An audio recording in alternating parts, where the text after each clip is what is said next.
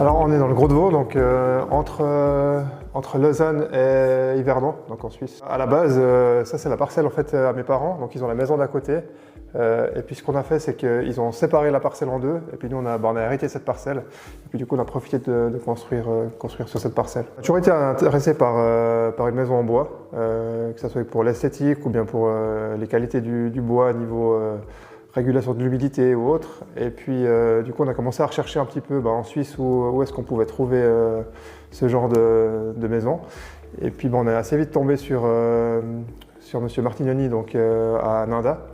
Et puis on allait le voir, et puis il nous a fait visiter sa maison et puis d'autres maisons dans les environs, puis on a tout de suite vraiment adoré.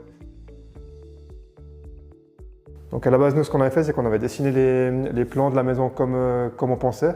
Et puis après, on l'a corrigé un petit peu avec M. Martignoni et puis Mme Hérault qui s'occupait du projet. Ils nous ont donné 2-3 conseils, modifié certaines choses. Et puis après, on est parti là-dessus. En fait, c'est une maison qui a 2 appartements. Donc on s'est posé la question si on voulait faire une maison individuelle ou si on voulait avoir un autre appartement en location avec.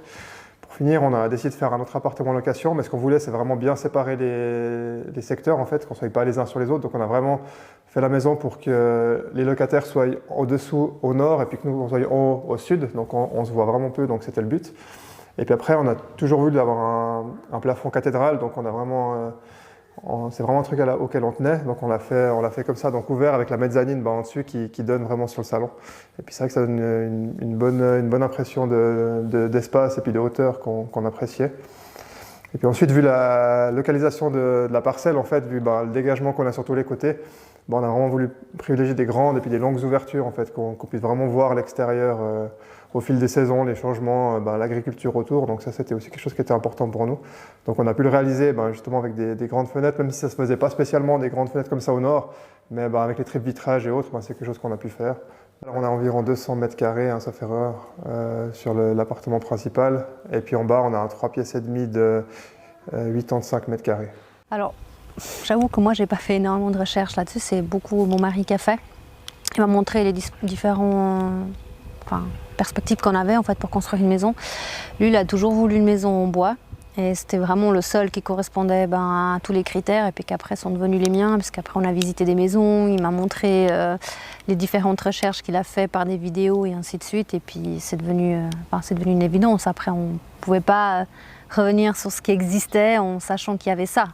Donc c'est pour ça qu'on a choisi Contio. La vue elle est magnifique, que ce soit en hiver ou en été, on a des superbes couchers de soleil et que ce soit en hiver ou en été, on a une visibilité qui est assez incroyable et c'était important pour nous d'avoir pas mal de lumière et beaucoup de vitres en fait. À la base, on devait encore en avoir une, mais après pour aménager l'intérieur c'était un peu plus compliqué. Mais ça nous plaît bien et ça nous convient très bien d'avoir une vue pareille. Par rapport à la maison, on n'a jamais ni trop chaud ni trop froid. C'est vraiment hyper agréable à vivre dans une maison comme celle-ci. Il n'y a pas photo en fait. On en a visité et quand on rentrait, on se sentait bien. Donc c'était un peu ce qu'on voulait aussi pour chez nous.